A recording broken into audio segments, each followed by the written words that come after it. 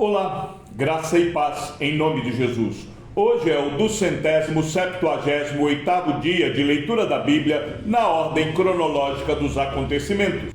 Portanto, visto que nos foi deixada a promessa de entrar no descanso de Deus, tenhamos cuidado para não parecer que algum de vocês deixou de alcançá-la, porque também a nós foram anunciadas as boas novas, exatamente como aconteceu com eles. Mas a palavra que eles ouviram não lhes trouxe proveito, porque não foram unidos por meio da fé com aqueles que a ouviram.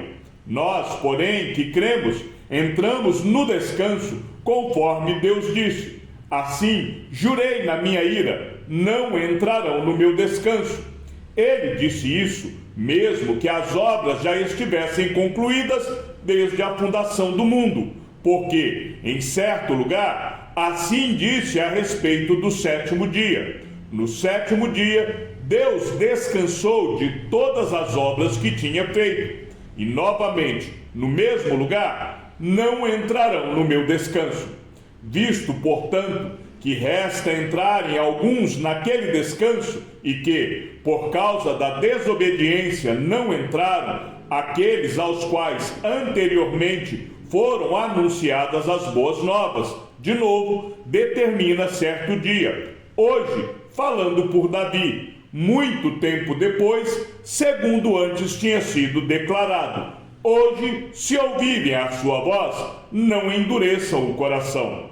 Ora, se Josué lhes tivesse dado descanso, não falaria posteriormente a respeito de outro dia. Portanto, resta um repouso sabático para o povo de Deus, porque aquele que entrou no descanso de Deus, também ele mesmo descansou de suas obras, como Deus descansou das suas. Portanto, esforcemo-nos por entrar naquele descanso, a fim de que ninguém caia, segundo aquele exemplo de desobediência. Porque a palavra de Deus é viva e eficaz, e mais cortante do que qualquer espada de dois gumes, e penetra até o ponto de dividir alma e espírito, juntas e medulas, e é apta para julgar os pensamentos e propósitos do coração. E não há criatura que não seja manifesta na sua presença. Pelo contrário, todas as coisas estão descobertas e expostas aos olhos daquele a quem temos de prestar contas. Tendo, pois, Jesus, o Filho de Deus, como grande sumo sacerdote, que adentrou os céus, conservemos firmes a nossa confissão, porque não temos sumo sacerdote que não possa se compadecer das nossas fraquezas. Pelo contrário, ele foi tentado em todas as coisas, à nossa semelhança, mas sem pecado. Portanto, aproximemo-nos do trono da graça com confiança, a fim de recebermos misericórdia e encontrarmos graça para ajuda em momento oportuno. Cada sumo sacerdote, sendo escolhido dentre os homens, é constituído nas coisas relacionadas com Deus a favor dos homens, para oferecer dons e sacrifícios pelos pecados. Ele é capaz de se compadecer dos ignorantes e dos que se desviam do caminho, pois também ele mesmo está rodeado de fraquezas. Por esta razão, deve oferecer sacrifícios pelos pecados, tanto do povo como de si mesmo. E ninguém toma essa honra para si mesmo, a não ser quando chamado por Deus, como aconteceu com Arão. Assim, também Cristo não glorificou a si mesmo para se tornar sumo sacerdote, mas quem o glorificou foi aquele que lhe disse: você é meu filho, hoje eu gerei você. E em outro lugar também diz: você é sacerdote para sempre, segundo a ordem de Melquisedeque. Ele, Jesus, nos dias da sua carne, tendo oferecido com forte clamor e lágrimas, orações e súplicas a quem o podia livrar da morte, foi ouvido por causa da sua reverência. Embora fosse filho, aprendeu a obediência pelas coisas que sofreu, e tendo sido aperfeiçoado, tornou-se o autor da salvação eterna para todos os que lhe obedecem. E Deus o nomeou sumo sacerdote segundo a ordem de Melquisedeque. A esse respeito, temos muitas coisas a dizer, coisas difíceis de explicar, porque vocês ficaram com preguiça de ouvir. Pois, quando já deviam ser mestres, levando em conta o tempo decorrido, vocês têm novamente necessidade de alguém que lhes ensine quais são os princípios elementares dos oráculos de Deus. Passaram a ter necessidade de leite e não de alimento sólido. Ora, todo aquele que se alimenta de leite é inexperiente na palavra da justiça, porque é criança. Mas o alimento sólido é para os adultos, para aqueles que, pela prática, têm as suas faculdades exercitadas para discernir não somente o bem, mas também o mal. Por isso, deixando os princípios elementares da doutrina de Cristo, avancemos para o que é perfeito, não lançando de novo a base do arrependimento de obras mortas e da fé em Deus, o ensino de batismos e da imposição de mãos, da ressurreição dos mortos e do juízo eterno. Isso faremos se Deus o permitir. É impossível, pois, que aqueles que uma vez foram iluminados, provaram o dom celestial, se tornaram participantes do Espírito Santo, provaram a boa palavra de Deus e os poderes do mundo vindouro e caíram, sim, é impossível outra vez renová-los para arrependimento, visto que, de novo, estão crucificando para si mesmos o Filho de Deus e expondo-o à zombaria, porque a terra que absorve a chuva que frequentemente cai sobre ela e produz plantas úteis para aqueles que a cultivam, recebe bênção da parte de Deus. Mas, se produz espinhos e ervas daninhas, é rejeitada e está perto da maldição, e o seu fim é ser queimada.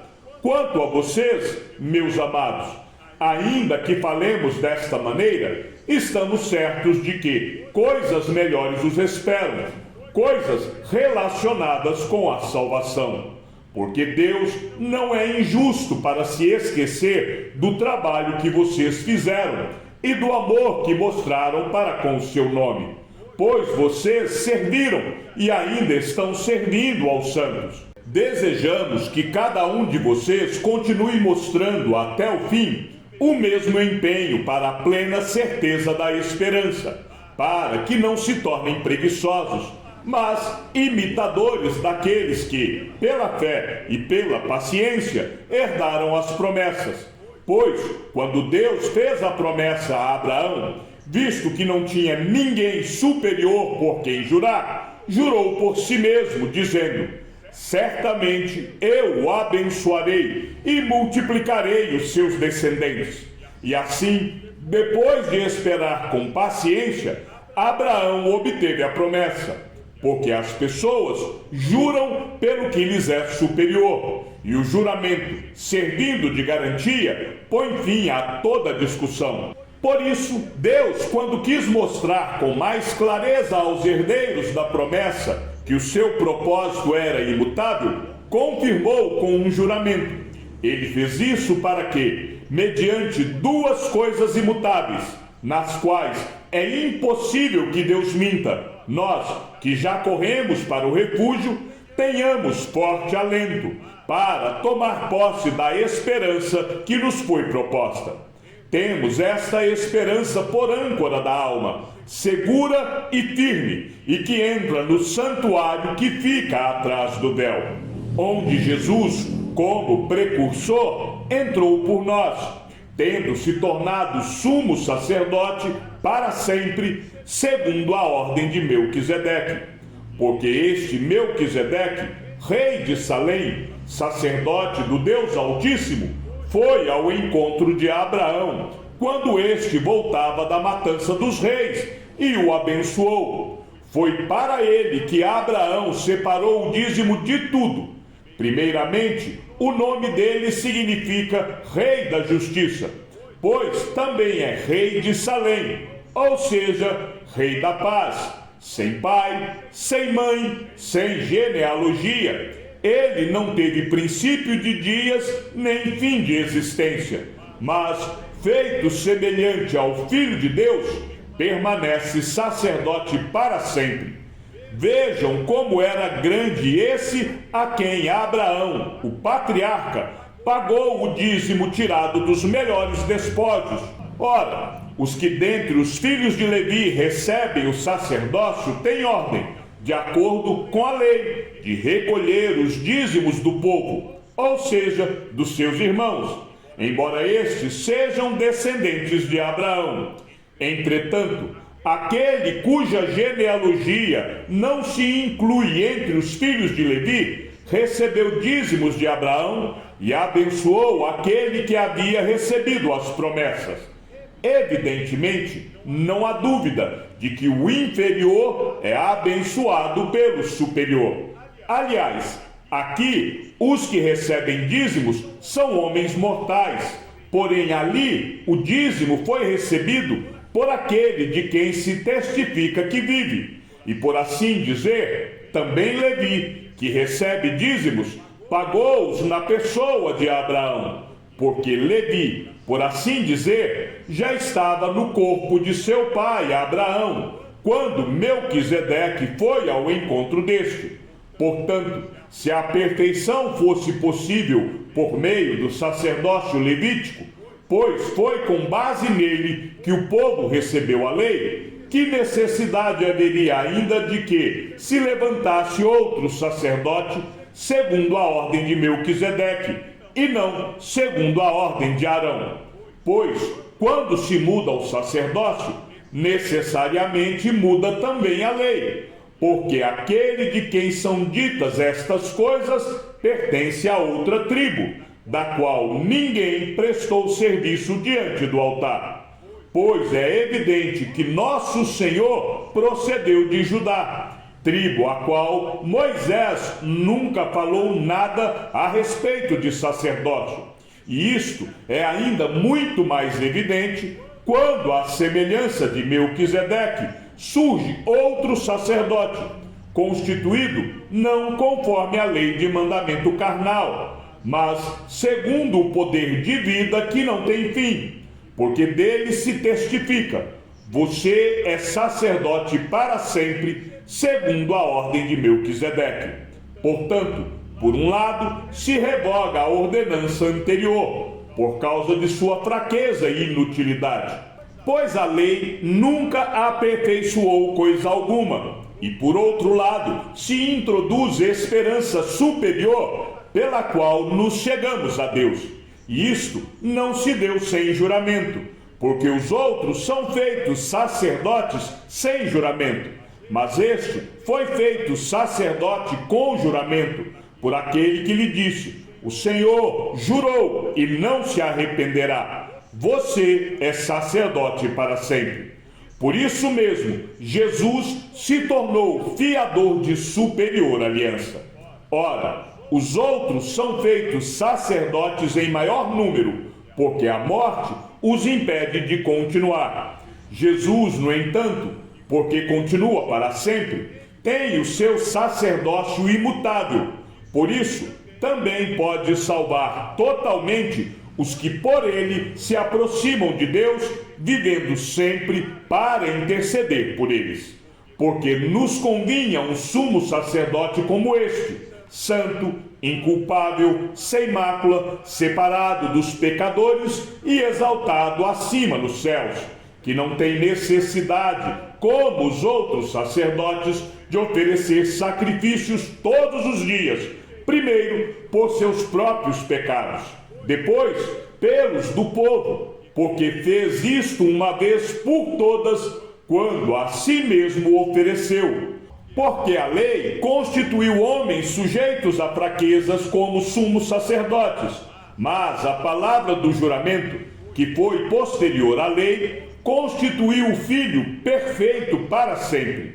Ora, o essencial das coisas que estamos dizendo é que temos tal sumo sacerdote que se assentou à direita do trono da majestade nos céus, cujo ministro do santuário e do verdadeiro tabernáculo que o Senhor erigiu, e não o homem, pois todo sumo sacerdote é constituído para oferecer dons e sacrifícios. Por isso, era necessário que também esse sumo sacerdote tivesse o que oferecer. Se ele estivesse na terra, nem mesmo sacerdote seria, visto existirem aqueles que oferecem os dons segundo a lei. Estes ministram em figura e sombra das coisas celestiais, assim como Moisés foi divinamente instruído, quando estava para construir o tabernáculo. Pois Deus disse: tenha cuidado para fazer tudo de acordo com o modelo que foi mostrado a você no monte.